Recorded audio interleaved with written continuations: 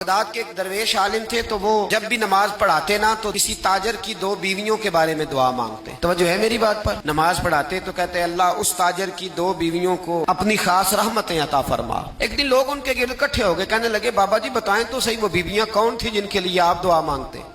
تو فرمانے لگے میرے شہر کا ایک تاجر تھا، بہت بڑا تاجر تھا، مالدار تھا پر بے اولاد تھا. اسے بغداد سے ملک شام جانا پڑتا تھا تجارت کرنے، اور کئی مہینے اسے شام کے ملک میں رہنا پڑتا تھا. اس نے اس طرح کیا کہ وہاں بھی ایک شادی کر لی. توجہ ہے نا میری بات پر؟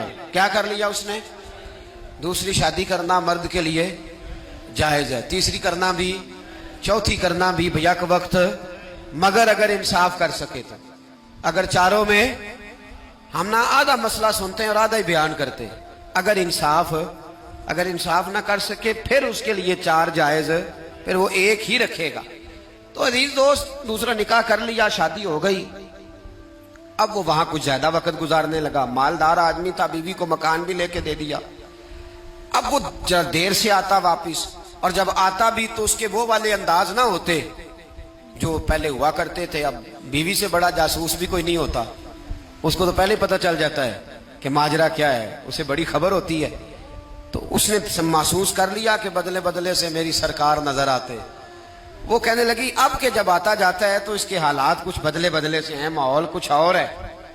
اس نے ایک بوڑھا آدمی جو اس کا عزیز بھی تھا اور سمجھدار بھی تھا، اس کو تیار کیا. کہنے لگی اب کہ جب ملک کے شام جائے نا تو اس کا پیچھا کرنا اور خبر کرنا کہ کہاں رہتا ہے، کہاں جاتا ہے، کیا کرتا ہے. وہ بوڑھے بزرگ جو تھے وہ خاتون کے کہنے پر کچھ اس نے کرایہ بھی دیا. وہ اس تاجر کے پیچھے گئے اور واپس آ کے خبر دی. کہنے لگے کہ یہ تو 2-3 سال بیت گئے، اس نے وہاں بھی شادی کی ہوئی ہے، تجھے بتایا ہی نہیں. بیوی بڑی سمجھدار تھی، حوصلہ مند، زیرت. اس نے شور نہیں مچایا. اس نے کہا کہ میں نا اب جب آئے گا نا تو طریقے سے بات کروں گی اور پوچھوں گی کہ ایسا کیوں کیا. اور یہ بھی اس نے آ کے بتایا کہ اگر تیرے ساتھ نکاح کے بعد اسے اولاد نہیں ملی تو اولاد وہاں بھی کوئی نہیں. یہ مکمل تفصیلات. اب جب اس دفعہ خامند آیا تو آتے ہی وہ بیمار ہو گیا، کمزور ہونے لگا.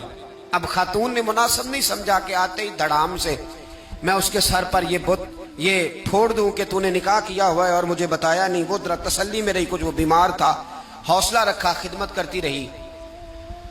کچھ دن گزرے تو وہ تاجر انتقال کر گیا، فوت ہو گیا. اب راز کھل نہ سکا، عدت گزاری، اور جب سارا مال جمع کیا نا تو اشرفیوں کی بوریاں بھر گئی. سارا مال اس بی بی کا، 4 بوریوں میں اشرفیاں، 4. یہاں تو پیٹ کا دوزخ ہے، معاذ اللہ، بھرتا ہی نہیں. حال میں